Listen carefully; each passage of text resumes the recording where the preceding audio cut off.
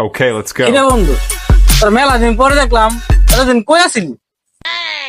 আরে বেটা, আমি তো দুবাই গেছিলাম, এই আইলাম 2 দিন হয়েছে। তোর কি অবস্থা কর? এই তো কোন রকম দিনকাল যাইতেছে ভালো। তো দুবাই কি করস?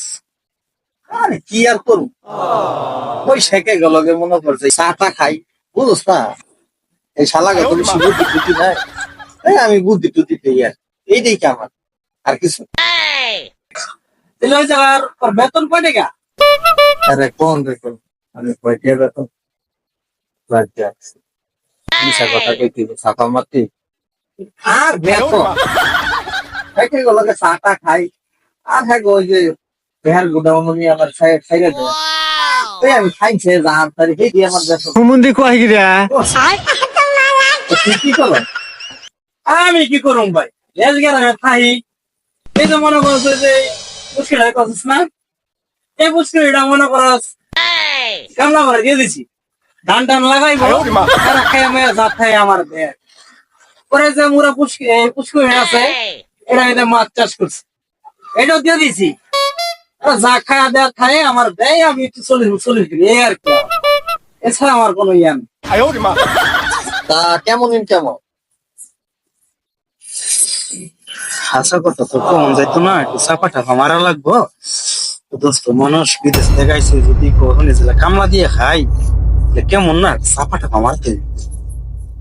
এ ভাই আর কি, তো এখান থেকে মনে করো যে 2.5 লাখ টাকা আই, আর মাছ এখান থেকে মনে 2-3 লাখ টাকা আই।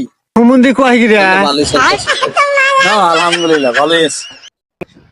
যেমন সাফা গিলা ফিটাইতেছে, হ্যাঁ, একজনে তুরাগ নদীতে ধান চাষ করতেছে, কৃষকদের দিয়া লাগতেছে, আরেকজনে দুবাই শেখে গুলোকে চা খায় খাইছে ঢেলুয়া হ্যাঁ হাজিরা ফেলাইতেছে।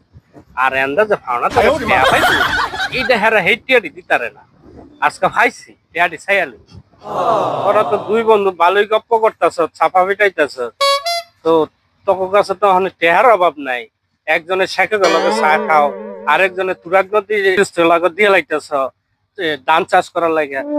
আমি যে তোমার 1,500 টাকা পাবো, এই টাকাটা ভাই আমার দিয়ে লাও। আর তোমার যে কিস্তি শর্ট ছিল গত সপ্তাহে, আমার তো 500 টাকা দিলা, আমার এই টাকাটা দিয়ে লাও। এবামু কইতে পকেটে নাই কষ্ট, হ্যাঁ, খালি গপ্প মারো।